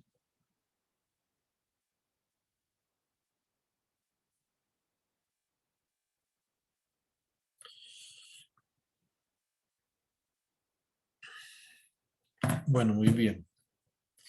Listo. Entonces, nosotros vamos a hacer un ejercicio en torno a cómo interpretar un circuito eléctrico en términos de la primera ley de la termodinámica. Vamos a ver, chicos, que la termodinámica no se refiere exclusivamente a el calor. La termodinámica se refiere a el tratamiento energético de un sistema macroscópico, no calor, no cosas que se calientan. Eso es transferencia de calor. Son aspectos diferentes de las ciencias físicas. La transferencia de calor y la termodinámica son dos cosas diferentes. Y hay que saber diferenciar con precisión. ¿Sí o no? Entonces,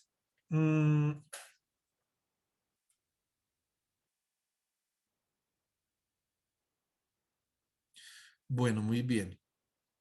Listo. Entonces volvemos acá.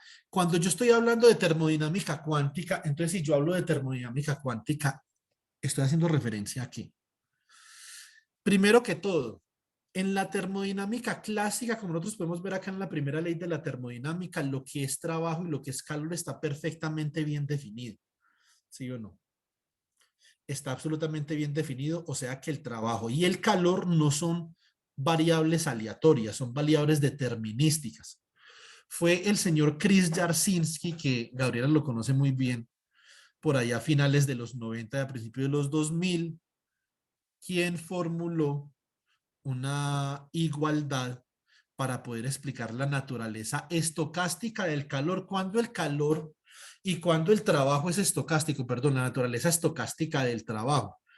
El calor y el trabajo se vuelven estocásticos en la medida que nosotros nos acercamos al régimen cuántico. En termodinámica cuántica, ya el calor como variable de estado, ¿cierto?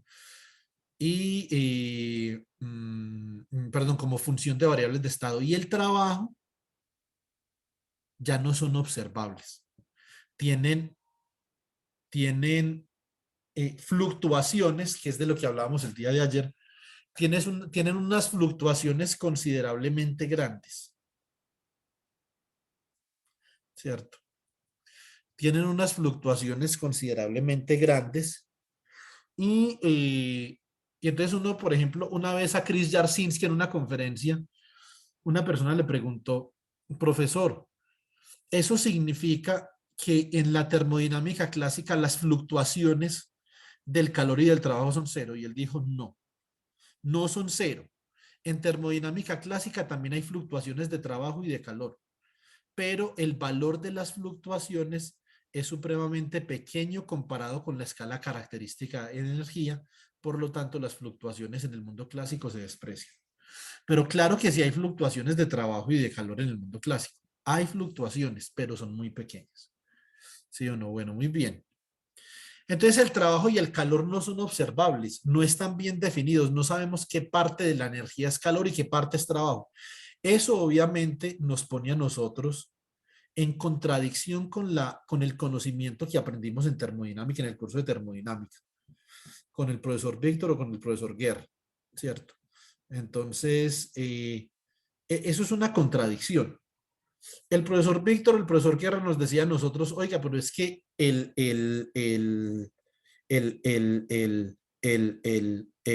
¿dónde iba? No, mentiras. Entonces, el, el trabajo y el calor son observables, ¿cierto? Entonces, el trabajo y el calor son observables y llega el profesor Oscar en el semillero y les dice, no, no son observables, son variables aleatorias y uno queda como esos stickers que hace Omar. Entonces, digamos que ahí nosotros ya comenzamos a entrar en conflicto, ¿sí o no? Entonces tenemos un conflicto importante, ya hay una diferencia sustancial entre lo que yo sabía de la termodinámica cuántica en el mundo clásico y lo que ahora la termodinámica en el mundo clásico y lo que ahora la mecánica cuántica me está diciendo la termodinámica. Es que por eso es que la termodinámica cuántica no está bien definida. Nadie sabe qué es termodinámica cuántica y que Karen no me escuche porque me vas pelando. Entonces, nadie sabe qué es termodinámica cuántica. Unas personas dicen termodinámica cuántica es dinámica cuántica, es la dinámica cuántica de donde surgen las leyes de la termodinámica, ¿cierto? Y otras personas dicen, no, la termodinámica cuántica son las leyes de la termodinámica a partir de las cuales se puede calcular dinámica cuántica. Al fin, ¿qué? O sea, gallo o gallina, ¿cierto? Entonces nadie se ha puesto de acuerdo en ese aspecto y como no sabemos cómo se comporta el calor y el trabajo en el régimen de acoplamiento fuerte con los reservorios, y ahí es donde viene el transporte, tenemos que estudiar transporte para poder responder estas preguntas de la termodinámica cuántica, que son la base del proceso de la fotosíntesis. Entonces uno se hace la pregunta, oiga, ¿y what's going on? ¿Cierto? ¿Qué es lo que sucede aquí? ¿Quién nos puede dar alguna respuesta en relación a estas preguntas que son físicamente relevantes? Bueno, a ver, Dilmer y Andrés Felipe, ¿ustedes se me desaparecieron o todavía están por ahí?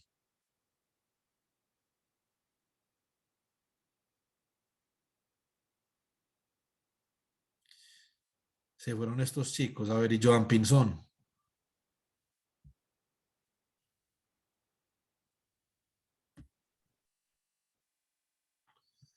Tampoco. Bueno, Mafia, tómame la asistencia por ahí, por favor. Me la mandas. Ok. Muy bien. Bueno, y Steven se había ido desde hace rato. Le dio Mafia, pena yo mostrar estoy la silla acá, profe. presidencial. ¿Cómo así, bro? Yo estoy acá. Solo apago la cámara porque el internet no me coge. Ah, ya, ya.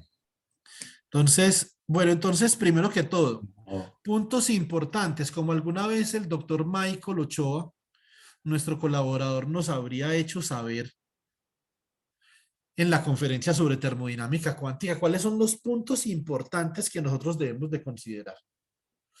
Primero que todo, los puntos importantes son: el trabajo no es determinístico, es probabilístico en mecánica cuántica. La eficiencia, por lo tanto, si nosotros invocamos la segunda ley de la termodinámica, la eficiencia tampoco. La eficiencia tampoco es determinística. La eficiencia también es probabilística, volvió Dilmer. Saque la asistencia para que quede Dilmer, Mafe, por favor. Si eres tan amable. Vale, profe. Hay que reír, profe.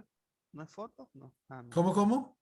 Hay que reír, ¿no es foto? No. Ah, no. No, pues era mejor que estuviera peinado, pero pues no importa. Ya estoy peinado, profe. Mire. Mm, Al Dios natural, santo. dice. ¿Cómo, cómo?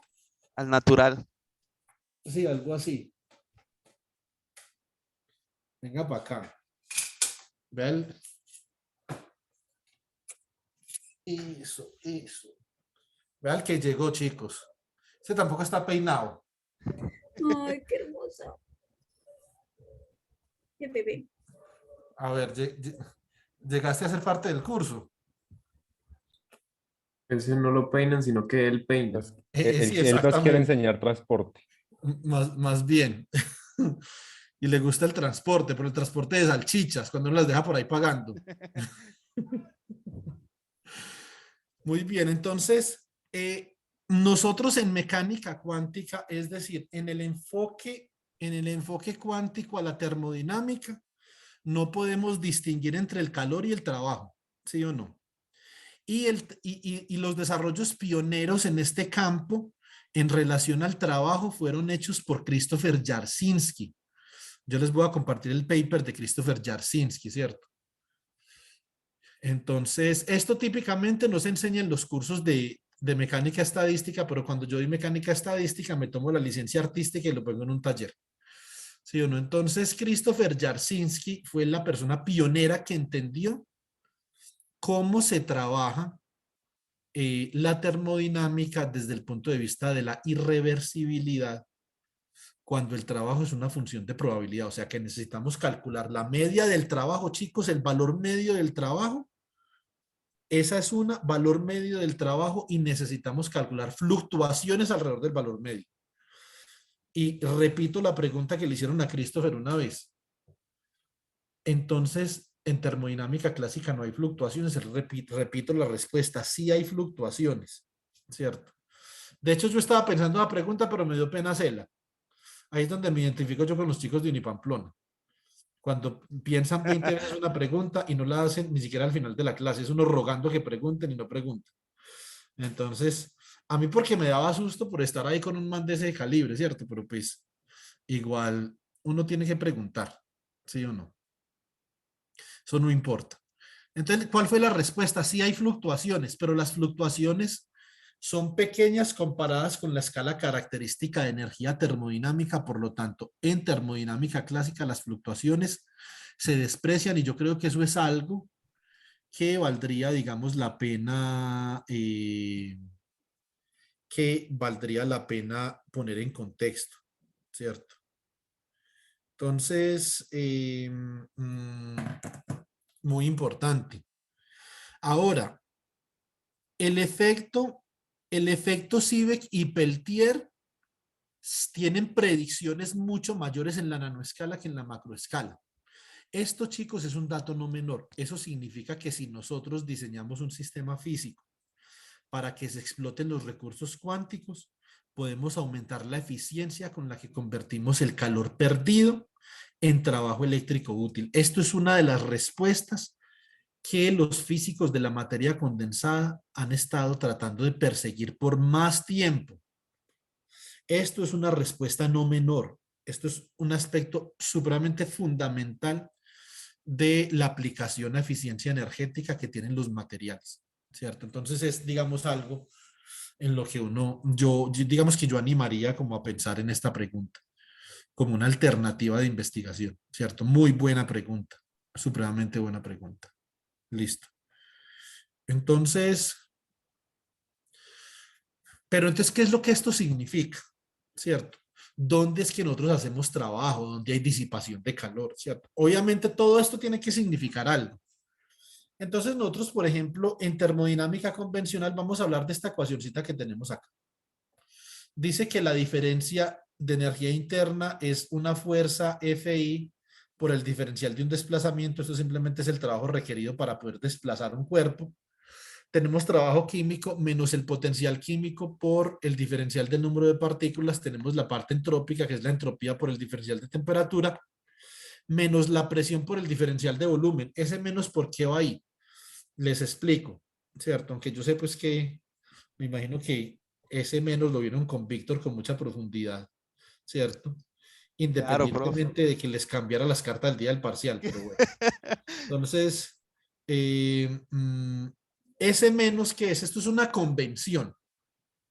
La convención es que el trabajo es positivo, obviamente cuando el diferencial de volumen es negativo, o sea, cuando hay una compresión, ¿cierto? Cuando hay una expansión, entonces, por ejemplo, el volumen inicial menos el volumen final menos el inicial sería positivo, ¿cierto? Significa que el volumen final es mayor que el volumen inicial, o sea que hubo una expansión y entonces por definición para las expansiones como el diferencial de volumen es positivo, el trabajo es negativo. Es una convención, ¿cierto? Pero los observables no dependen de convenciones. Lo que ustedes vayan a calcular les va a dar exactamente igual si ustedes tienen una convención o otra, ¿sí o no? Entonces, y yo, por ejemplo, yo permito que los estudiantes escojan su propia convención. O sea, uno obligar a un estudiante a que piense como uno y escoja la convención que uno tiene, eso es básicamente que contribuir al problema, a un problema muy arraigado de la sociedad. Es que si tú no piensas como yo, eres mi enemigo, primero que todo, y obviamente. Y el segundo problema es le quita a uno la oportunidad al estudiante de que crezca como una persona autónoma e independiente. Que ese, digamos, sería, yo creo que ese es como mi objetivo principal como maestro siempre. Que todo el mundo sea independiente y que haga lo que le dé la gana, ¿sí o no? Entonces, yo creo que eso es importante. Uno es el que debe de decidir el futuro de uno. Nadie le puede decir el futuro a uno. Ni en qué tema trabaja, ni cómo trabaja, ¿cierto? Ni cómo de viste. Pues yo a Omar, pues porque le tengo cariño, que le doy consejos del peinado, pero pues igual él está en su libertad de peinarse así, sí o no. Entonces, pero, Profe, de no peinarse, dice. o de no peinarse, más bien, ¿cierto? Entonces, ¿qué es lo que nosotros tenemos acá? Nosotros aplicamos una presión externa, ¿cierto? Y comprimimos este gas. Entonces estamos realizando un trabajo para reducir el volumen del gas, ¿cierto? Esto es trabajo positivo, porque tenemos un signo menos acá y el diferencial de volumen, que es volumen final menos el volumen inicial, ¿sí o no? Entonces el volumen final es más pequeño que el volumen inicial, como ustedes pueden ver claramente. Esto es trabajo positivo, menos por menos, ¿cierto? Entonces acá, esta es una forma convencional como yo realizo trabajo sobre sistemas termodinámicos. Comprimiendo un volumen, comprimiendo un gas o expandiendo un gas, compresión y expansión de un gas. Un problema, digamos, clásico de la termodinámica. ¿Cómo, ojo, cómo es el trabajo en la nanoescala? Si yo voy a hablar de trabajo en la nanoescala, ¿A qué principalmente estaría yo haciendo referencia? ¿Cierto? Entonces, principalmente yo estaría haciendo referencia a que yo podría tener, por ejemplo, un reservorio termodinámico, acá este termómetro, y tengo una molécula. Y esta es la estructura electrónica de la molécula. ¿Qué formas de trabajo puedo hacer yo? Por ejemplo, yo puedo desplazar los niveles de energía de la molécula con este campo electromagnético que veo acá. Mediante el efecto Stark, como ustedes pueden leer acá en este apartado, mediante el efecto Stark, entonces yo puedo desplazar los niveles de energía de la molécula. ¿Sí o no? Entonces, esa es una, ¿cierto? Otra forma es que yo puedo aproximar el sistema mecánicamente al reservorio térmico con un microscopio electrónico de barrido. Entonces, esta molécula yo la puedo acercar y alejar al reservorio térmico. Y para yo acercar esta molécula a cierta distancia, 5 unidades Ångström, 10 unidades Ångström, yo tengo que realizar cierta cantidad de trabajo. Y para yo desplazar los niveles de energía en cierta cantidad, tengo que realizar cierta cantidad de trabajo con este campo electromagnético. Entonces tengo acá dos fuentes de energía. Tengo una fuente de energía mecánica con el microscopio electrónico de barrido y una electromagnética con el campo. Eso es trabajo, ¿cierto? Eso realiza trabajo sobre la molécula. Un trabajo está asociado con la parte real del hamiltoniano, que sería el relacionado con el campo electromagnético, y un trabajo está relacionado con la parte imaginaria del hamiltoniano, que sería la parte mecánica del trabajo, ¿cierto? Muy bien. Ahora, si yo reproduzco este sistema 1000 veces, yo reproduzco esta molécula 1000 veces y 1000 veces aplico el mismo protocolo para acercarla y excitarla con un campo electromagnético, ¿cierto? Las 1000 veces, ¿qué es lo que significa la termodinámica cuántica? Que las 1000 veces voy a obtener valores diferentes de trabajo. El trabajo no se, ese protocolo de trabajo no reproduce los mismos valores, por lo tanto se comporta aleatoriamente, como si fuera un dado. Como yo cada vez que tiro el dado obtengo un diferente valor en el dado. Cada vez que realizo este experimento de acercamiento y de excitación electromagnética obtengo valores de trabajo diferentes. Por eso es que en la nanoescala, para los sistemas cuánticos, el trabajo no es una variable determinística, es aleatoria y tiene fluctuaciones. Entonces, en esas 1000 realizaciones que yo digo acá, en estas n diferentes realizaciones del sistema, nosotros vamos a producir n diferentes resultados para el trabajo realizado y así podemos calcular el histograma y realizar estadística. Si esto fuera un sistema macroscópico como el que ustedes ven acá a mano izquierda, yo hago compresión y expansión de ese gas 1000 veces y la cantidad de trabajo requerido para yo llegar al mismo estado final es idéntica. Esa es una diferencia fundamental entre la termodinámica clásica y la termodinámica cuántica. Y por lo tanto, una función de probabilidad para el trabajo realizado, P de W, puede ser determinada. Esta es una función importante en termodinámica cuántica. Listo. Entonces, yo me voy a saltar esta parte de termodinámica clásica. Esto lo vemos el lunes. Y entonces voy a mirar, por ejemplo, una realización particular de un sistema cuántico que me interesa a mí trabajar, en donde nosotros vamos a poner en contexto el transporte y la termodinámica cuántica. Primero que todo, yo tengo dos metales y entre los metales puedo conectar un conductor óhmico. ¿Cómo sé yo que es un conductor óhmico?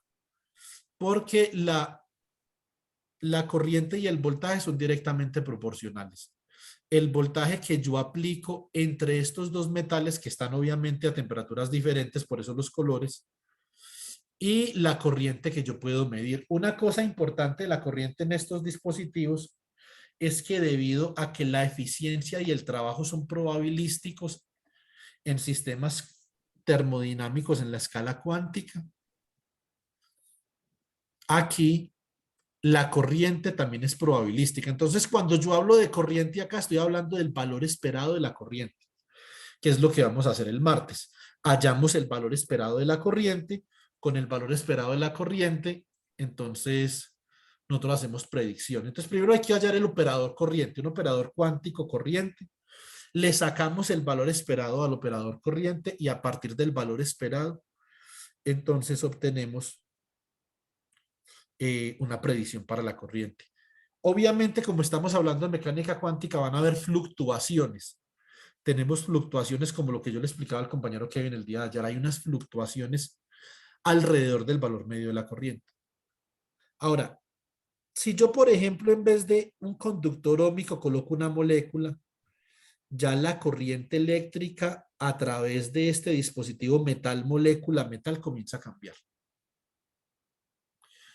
¿Y de qué depende? Depende de la estructura molecular, ¿cierto? De la estructura que nosotros tenemos acá.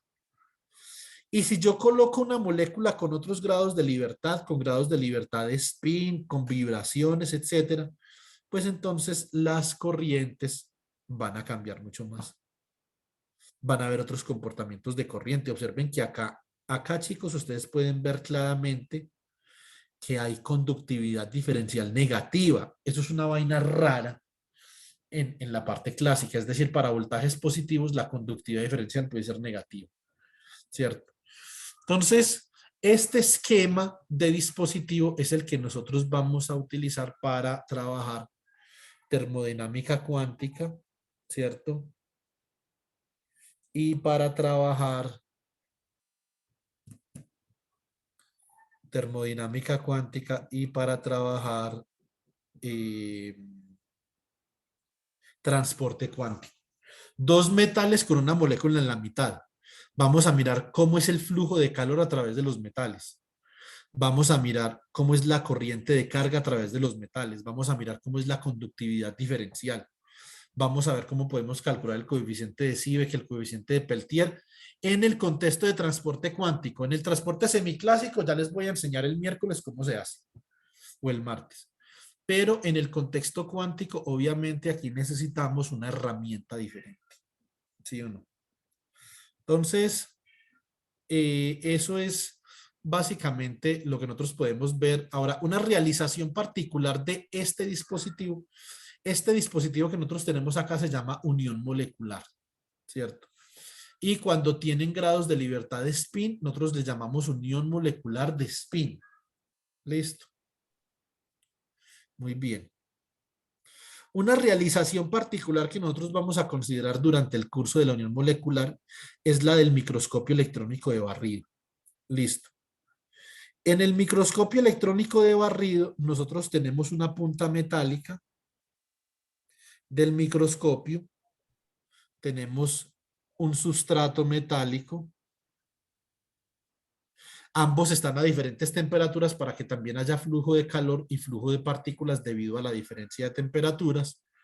Los que vieron materiales conmigo, este es un trabajito que ustedes debieron haber hecho con el compañero Darwin ese viernes por la tarde, cuando graficaban la diferencia de funciones de Fermi debido a diferencias de potenciales químicos y debido a diferencias de temperatura, ¿cierto? Entonces, y en este sustrato se absorbe la molécula. Esto es precisamente, nosotros lo podemos ver acá esquematizado. Tenemos el microscopio electrónico de barrido y tenemos acá, obviamente, metal de sustrato, metal de la punta del microscopio electrónico de barrido y la molécula. Acá tenemos nuestra estructura de unión molecular y es con esta estructura que nosotros vamos a comenzar a trabajar en las próximas clases. Ustedes, si quieren referirse a un artículo publicado, les recomiendo, este es el modelo del sistema que yo trabajé, dos moléculas con spin entre dos reservorios metálicos a diferentes temperaturas. Este es uno de nuestros papers que se llama Charge Transport and Entry Production Rate in Magnetically Active Molecular Dynamo, ¿cierto? Es del American Chemical Society Physical Chemistry C 12147-2017. Y también tenemos en Electronically Mediated Magnetic Anisotropy in Vibrating Magnetic Molecules. American Chemical Society, ACS Omega 36 del 2018. Listo. Y obviamente ya después nosotros podemos hablar de estos resultados a los que vamos a llegar en la medida que vaya avanzando el curso, ¿cierto? Y en la medida que yo también vaya avanzando con Pedro, porque Pedro y yo tenemos tenemos a cargo Pedro y yo la labor computacional, ¿cierto? Entonces Pedro y yo debemos ir avanzando para que ustedes durante el curso puedan ir implementando estos códigos y puedan ir calculando cosas. Es importante, lo que yo quiero es que cuando termine el curso ustedes tengan muchas gráficas. Esas gráficas les van a dar a ustedes confidencia. Les van a dar a ustedes, digamos, poder mental para decir, yo puedo, fui capaz, vea que estoy corriendo un programa, estoy generando datos, voy a hacer un póster, me voy para el congreso de física, ¿cierto? Voy a hacer el oso en el congreso, pero aquí tengo mi póster, ¿sí o no? En Quibdó, ¿no? Entonces, eso es importante, ese es el proceso de formación de un científico. Proceso del que nosotros estamos obviamente encargados como semillero de investigación. Bueno, muy bien, chicos. Entonces, esto es todo hasta acá, pero igual, digamos, yo tengo pendiente la respuesta a Steven. Sí, señor.